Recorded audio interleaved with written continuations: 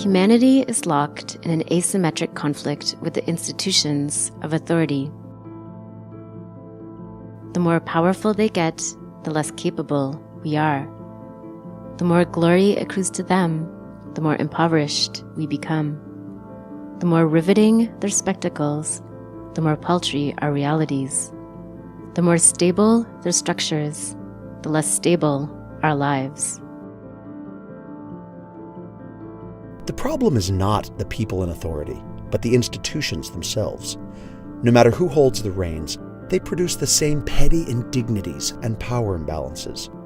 It's not that they are broken, this is just what they do. No piecemeal reform could fix them. We have to rethink everything according to a different logic. To change anything, start everywhere.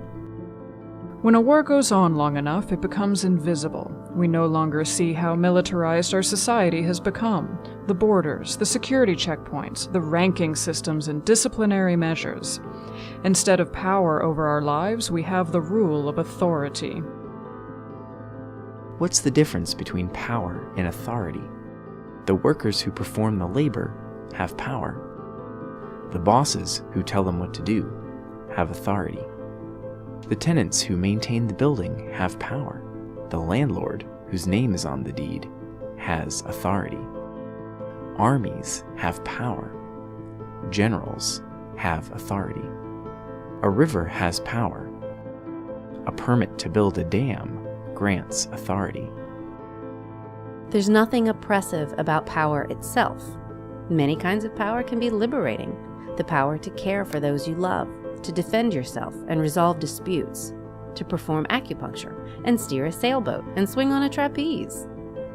There are ways to develop your abilities that increase others' freedom as well. Every person who acts to achieve her full potential offers a gift to all. Authority over others, on the other hand, usurps their power, and what you can take from them, others will take from you. Authority is always derived from above. The soldier obeys the general, who answers to the president, who derives his authority from the Constitution. The priest answers to the bishop to the pope to Scripture, which derives its authority from God. The police officer answers to his superiors, just as the judge derives authority from the law, and corporations derive theirs from the dollar.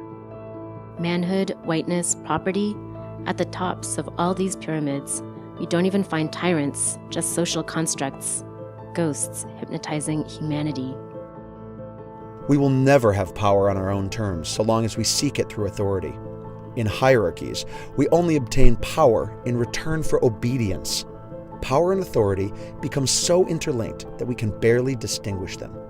Yet without freedom, power is worthless. Without authority, people have an incentive to work out conflicts, to earn each other's trust. Trust centers power in the hands of those who confer it, not those who receive it.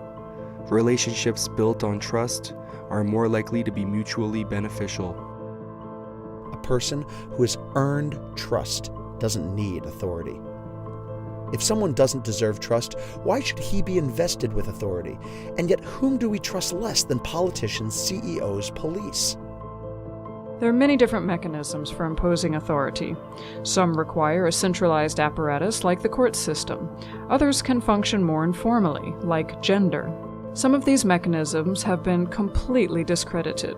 Who still believes in the divine right of kings?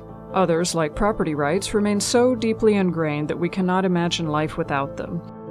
And yet, all of them only exist on account of our collective belief. They are real, but not inevitable.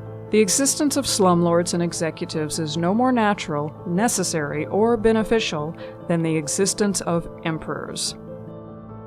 It's not a question of fairness. As long as these mechanisms concentrate power, most of us will wind up on the losing end. All the revolutions of the 20th century only secured the right to be bossed around by someone of your own color, class, and creed. The challenge is to create spaces in which no one can accumulate power over others. How could we regain control of our lives? Governments promise us rights, but they can only take liberties. Anything they're powerful enough to guarantee, they're powerful enough to take away. Markets just reward us for fleecing our fellows and others for fleecing us. The only sure way to secure the things we care about would be to build leaderless mutual aid networks capable of self-defense. Doing without the state wouldn't mean ceasing to provide for those in need. It would mean helping each other directly instead of feeding a bureaucracy. Doing without property law wouldn't mean you would lose your possessions. It would mean that no sheriff or stock market crash could take away the things you need.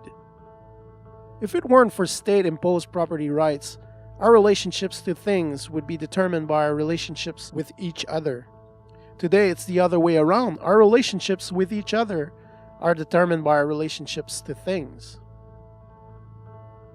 We want to abolish domination altogether, not to manage its details more judiciously, not to swap out who inflicts and who endures, not to stabilize the system by reforming it. Rather than calling for more legitimate rules or rulers, let's find our own strength and learn to use it together. Even those who simply wish to exert leverage on the authorities must admit that the most effective way to do this is to develop the power to act autonomously. But it would be better still to set our own agenda on our own terms. Our wager is that in standing up for ourselves, we will find others who do the same, and our struggles will unlock new possibilities for our lives. Win or lose, this path offers the richest experiences and relationships that are possible today. In a world ruled by petty despots, it produces heroes. In a time of predictable routines, it inspires adventures. In the face of the humiliations of modern life, it offers us our dignity. To change everything, start anywhere. If any of this resonates with you, you may be an anarchist.